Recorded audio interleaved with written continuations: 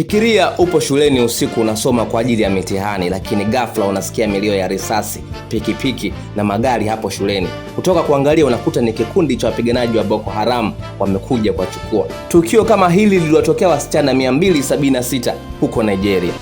Usiku wa Aprili 14 mwaka 2014, wapiganaji wa Boko Haram waliingia Chibok, shule ya wasichana iliyokuwa inapatikana Borno State, kaskazini mashariki mwa Nigeria. Wasichana waliposikia ni watu waliovaa sare za jeshi, walizani ni wanajeshi wamekuja kuwachukua, badala yake walikuwa ni Boko Haram. Uchunguzi wa Amnesty International unasema kwamba majeshi ya Nigeria yalikuwa yameshapokea onyo kabla ya shambulio. Yaani ilikuwa hivi: mida ya saa 1 usiku siku hiyo, makao ya jeshi ya Nigeria huko Maiduguri yalipata taarifa kwamba kundi kubwa la wapiganaji wa Boko Haram lilikuwa likielekea Chiboko kwa ajili ya shambulio. Taarifa hizi hazikuishia hapo. Unaambiwa wakazi na sungusungu walikuwa wamewaona watu wenye silaha kwenye pikipiki na malori. Pia katika kijiji cha Gaglam watu waliwaona wakatoa tahadhari kuwa walikuwa wakielekea Chiboko. Ilipofika saa 4 usiku, afisa mmoja aliwapigia maafisa wa usalama kuambia watu wenye silaha walikuwa wakielekea Chiboko, na akaambiwa kwamba reinforcement ipo njiani. Kuna wachungaji pia walitoa taarifa kwamba wanaume wenye silaha walikuwa wakiulizia shule ya wasichana ya serikali ipo wapi. Mpaka inafika saa 5 usiku, msafara wa Boko Haram wenye wapiganaji wasiopungua 200 ulikuwa umeshafika Chiboko.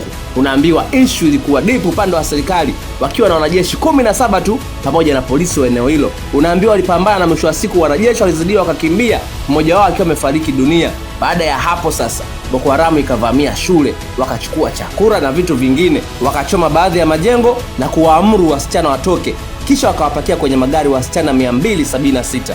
Unaambiwa Boko Haram ikaanza kuwapeleka wasichana kuelekea maeneo ya porini, hasa upande wa Sambisa Forest, eneo ambalo Boko Haram ilikuwa imeligeuza kuwa maficho ya kambi. Unaambiwa katikati ya safari wasichana 57 waliruka na kutoroka. Boko Haram wakabaki na wasichana 219. Kiongozi wa Boko Haram Abubakar Shekau alieleza hadharani kuhusu utekaji huo. Human Rights na Amnesty inasema wasichana walipofikishwa kambini walilazimishwa kuolewa, kubadili dini, walifanywa ukatili wa kijinsia na kufundishwa itikadi ya Boko Haram. Wengine waliwa huku wengine wakiwalazimisha kushiriki mashambulizi. Baada ya Boko Haram kuondoka na wasichana, taarifa zilianza kusambaa. Tatizo kubwa lilikuwa kutokuwepo kwa taarifa moja ya wazi kutoka kwa serikali kuhusu kilichotokea na idadi ya wasichana waliokuwa wamepotea. Serikali ya rais wa wakati huo Goodluck Jonathan ilikabiliwa na shutuma kwamba imechelewa kutambua ukubwa wa tukio na kuchukua hatua. Baadaye serikali ikaunda kamati ya kutafuta ukweli kuhusu utekaji na mikakati ya kuokoa wasichana ikaanza.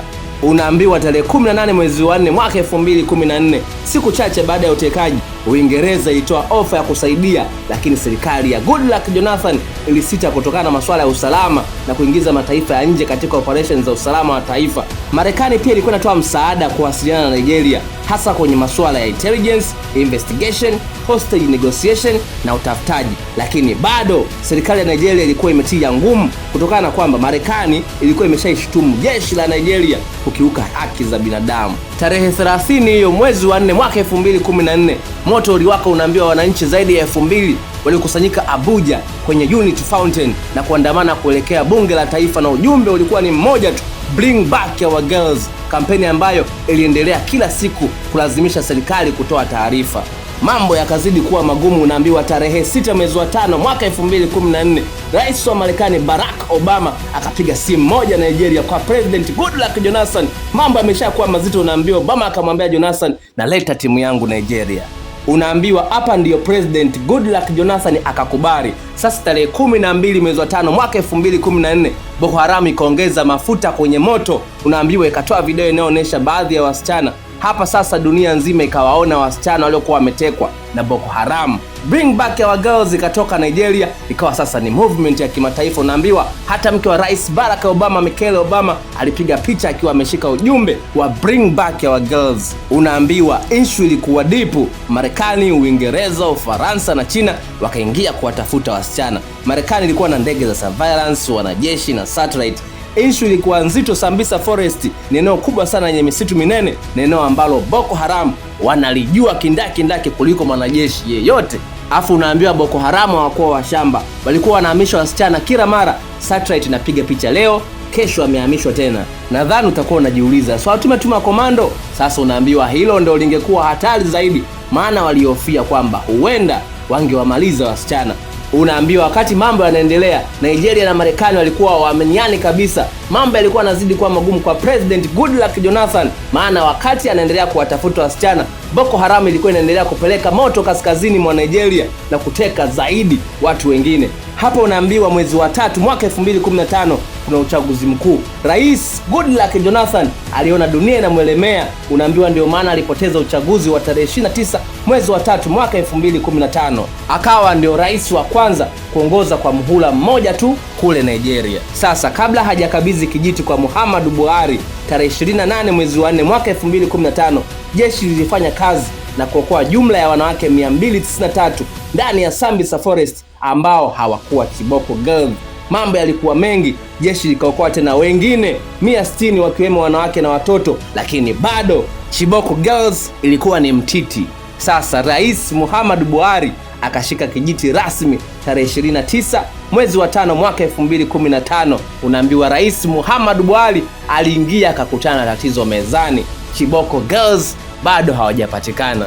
Sasa unaambiwa jambo hilo lilifanya President Muhammadu Buhari alitumwa na jeshi Sambisa Forest, sio kuokoa Chiboko Girls bali kuwakamia Boko Haram kwanza ili kuwalegeza, na alifanikiwa, japokuwa mwaka 2015 uliisha bila Chiboko Girls kupatikana. Tarehe 17 mwezi wa 5 mwaka 2016, Amina Ali Nkeki, mmoja wa wasichana waliotekwa, akapatikana karibu na msitu wa Sambisa. Unaambiwa alikuwa na mtoto mchanga pamoja na mwanaume aliyedaiwa kuwa mpiganaji wa Boko Haram. Unaambiwa Rais Buhari akaja na plan B, negotiation, na hapa ndio anakuja Zana Mustafa, mwanasheria kutoka Bono aliyekuwa na connection za zamani ndani ya Boko Haram. Alikuwa amewahi kumwakilisha mwanzilishi wa Boko Haram Mohamed Yusufu, kwa hiyo alikuwa na uwezo wa kuongea na Boko Haram. Sasa mwezi wa 8 mwaka 2016, jeshi la Nigeria lilifanya air strike dhidi ya viongozi wa Boko Haram kule Sambisa Forest na likadai kumjeruhi vibaya Abubakar Shekau. Unaambiwa tarehe 14 mwezi wa 8 mwaka 2016, Boko Haram wakatoa video nyingine ikiwa na wasichana 50 na wakasema baadhi wameuawa kutokana na air strike, na wakadai wabadilishane wasichana na wapiganaji wao waliokuwa wamefungwa, ambapo tarehe 13 mwezi wa 10 mwaka 2016, wasichana 21 kutoka Chiboko Girls waliachiliwa kutokana na makubaliano baina ya serikali na Boko Haram. Tarehe 6 mwezi wa 5 mwaka 2017, Boko Haram iliwatoa wasichana 82. Lilikuwa ni kundi kubwa kuwahi kuachiliwa kwa wakati mmoja, na hii ilipatikana kutokana na makubaliano kati ya serikali na Boko Haram. Vyanzo vinasema wapiganaji waliokuwa wametekwa waliachiliwa kama sehemu ya makubaliano. Sasa swali likabaki, wasichana wengine wako wapi? Unaambiwa wakati wale 82 wanaachiliwa, wasichana wengine walikataa kurudi kwa sababu walikuwa na waume zao ambao ni Boko Haram.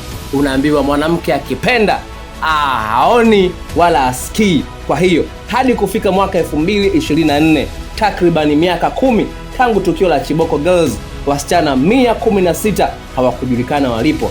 Anyway, naitwa 5 Chance na mambo ndio yalikuwa hivyo. Asante.